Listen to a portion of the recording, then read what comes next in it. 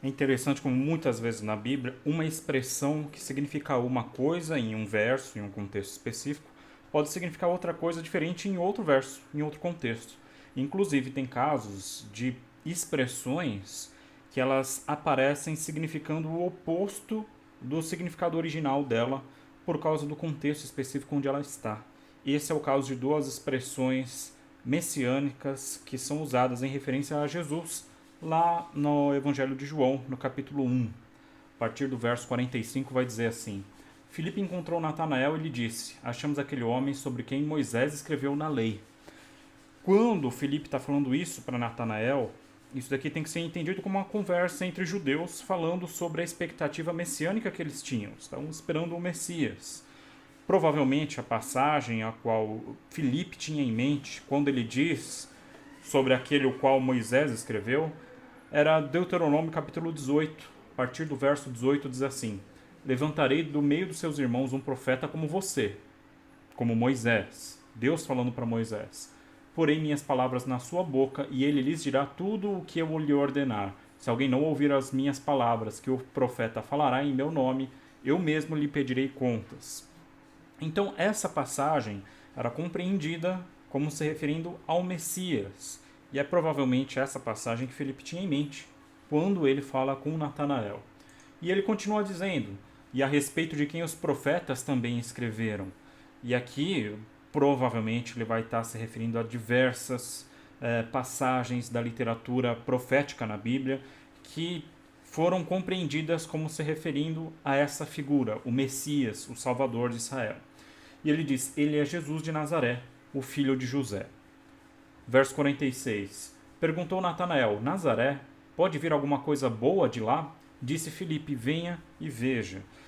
É interessante que essa passagem normalmente é entendida como Natanael falando de uma reputação ruim que Nazaré tinha. Mas, na verdade, quando a gente vai procurar sobre a cidade de Nazaré nesse período, a gente não acha quase nada. O fato é que Nazaré, nessa época, era uma espécie de um vilarejo sem importância e você não vai encontrar registros sobre ela. Muito provavelmente é exatamente a isso que Natanael está se referindo.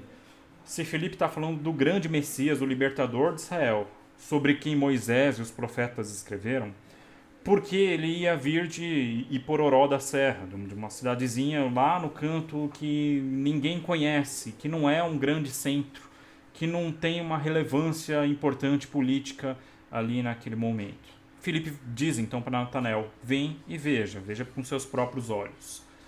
Verso 47. Ao ver Natanael se aproximando, disse Jesus: Aí está um verdadeiro israelita em quem não há falsidade.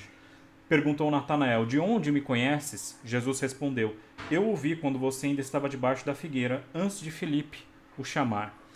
É interessante que essa passagem ela é meio misteriosa aqui, porque o texto não explica exatamente o que Natanael estava fazendo debaixo da figueira e o que ele estava pensando para que, quando Jesus falasse, simplesmente mencionar o fato de ter visto ele, ele reconhecer que Jesus é de fato o Messias, como vai acontecer nos próximos versos.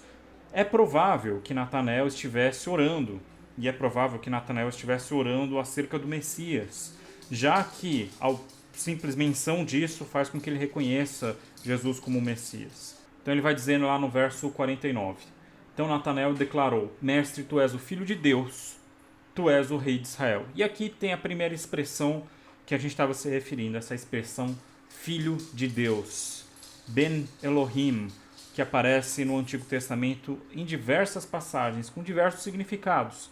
Mas normalmente essa expressão se refere a seres divinos, a anjos, a seres que não são seres humanos, eles são mais do que isso. Essa passagem aparece em referência a anjos, mas também aparece em algumas ocasiões em referência a genealogias específicas, a linhagens específicas, como por exemplo lá em Gênesis capítulo 6. Mas é interessante que aqui, essa passagem, como um título messiânico, ela é uma citação do Salmo 2. O Salmo 2 vai dizer o seguinte, a partir do verso 5. Deus aqui está falando contra os homens maus, né, contra os homens perversos. Falando sobre Deus. Em sua ira, na ira de Deus, os repreende, em seu furor os aterroriza, dizendo: Eu mesmo estabeleci o meu rei em Sião, no meu santo monte. Proclamarei o decreto do Senhor. Ele me disse: Tu és meu filho, eu hoje te gerei. Pede-me e te darei as nações como herança e os confins da terra como tua propriedade. Tu as quebrarás como vara de ferro e as despedaçarás como a um vaso de barro. Então aqui esse salmo está se referindo ao rei de Israel, que é exatamente a ideia que Natanael associa a essa expressão filho de Deus. Tu és o filho de Deus, o rei de Israel. Esse salmo, Salmo 2, ele vai ser usado de forma litúrgica naquele período lá do primeiro século, se referindo a uma ideia do rei de Israel. Então é interessante que, apesar da expressão filho de Deus ter uma ideia, ter uma conotação de uma figura divina, quando ela é usada como um título messiânico, fazendo referência aqui ao Salmo 2, ela se refere a um rei, a um ser humano. E é interessante que nas monarquias dos povos em volta de Israel, o rei era, de certa forma, divino, ele era uma divindade. Mas dentro do pensamento israelita, não. O rei, apesar de ser eleito por Deus, era um ser humano. Então o título Filho de Deus ressalta o aspecto humano do Messias. E voltando lá para João capítulo 1, a partir do verso 50, Jesus vai responder àquilo que Natanael exclamou, de que ele é o Filho de Deus, o Rei de Israel. Disse Jesus: Você crê porque eu disse que o vi debaixo da figueira? Você verá coisas maiores do que essa. E aqui aparece então essa segunda expressão, o Filho do Homem. É interessante, essa expressão ela é usada em muitos versos bíblicos para se referir à humanidade das pessoas.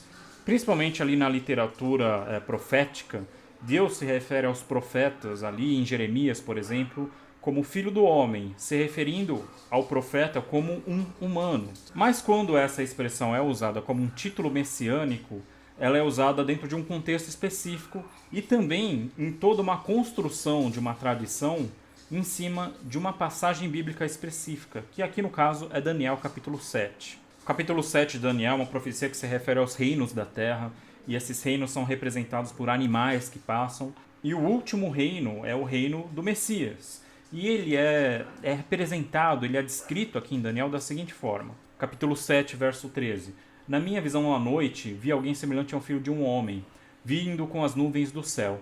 Ele se aproximou do ancião e foi conduzido à sua presença. Então aqui em Daniel, capítulo 7, esse capítulo em Daniel específico, esse e alguns capítulos de Daniel, são escritos em aramaico, diferente do resto do livro, que é em hebraico, e a grande maioria do Antigo Testamento. E a expressão que aparece aqui é a expressão Bar Anash, que seria uma expressão relativa ao hebraico Ben Adam, que é o filho do homem. Então a gente percebe que essa figura, esse Bar Anash, esse Ben Adam, esse filho do homem, de Daniel 7, ele não é uma figura humana comum. Ele desce do céu, das nuvens do céu. Então, quando a expressão filho do homem é usada num sentido messiânico, ele se refere a um aspecto divino do Messias. E é isso que Jesus está enfatizando aqui nesse verso. No verso 51 de João 1, vocês verão o céu aberto, os anjos de Deus subindo e descendo sobre o Bar Anash, sobre o Filho do Homem, sobre o Ben Adam. Essa ideia dos anjos subindo e descendo dos céus e uma figura divina junta é uma ideia que aparece lá em Gênesis 28, quando Jacó está em Betel, ele tem aquela visão daquela escadaria e os anjos sobem e descem, Deus está do lado dele. Então é interessante, nesse verso, nessa passagem específica, a expressão Filho de Deus é uma expressão que se refere ao Messias, enfatizando o seu aspecto monárquico, humano, real, enquanto a expressão Filho do Homem se refere ao aspecto divino do Messias, ao aspecto que está relacionado à natureza do próprio Deus. Vocês lembram de alguma outra expressão bíblica que tem conotações diferentes em diferentes passagens? Deixa aí nos comentários. Vocês gostaram dessa explicação sobre esses títulos messiânicos? Deixa aí nos comentários também. A gente se vê. Até mais.